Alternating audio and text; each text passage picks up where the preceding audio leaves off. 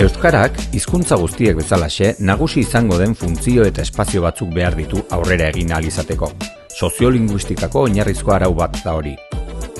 Udalean euskararen erabileran jauzi bat emateko ezinbestekoak ditugu beraz, euskarazko atalak. Hauexek baitira erabileraren motor nagusi. Pantailan agertzen direnak dira udaleko euskarazko atalak. Eta laster beste 3 euskarazko atal berri izango ditugu.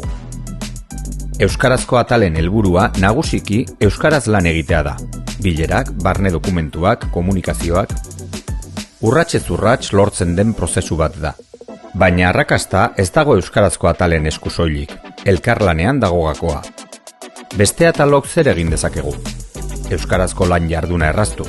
Bileratarako solaskide euskaldunak izendatu, dokumentuak euskaraz bidali eta itzulpenak beharrezkoak diren kasuetan gu arduratu. Herritarrengan ere eragin zuzena du honek. Langileen arteko harremanak euskaraz badira, herritarrek gehiago egiten dute euskaraz.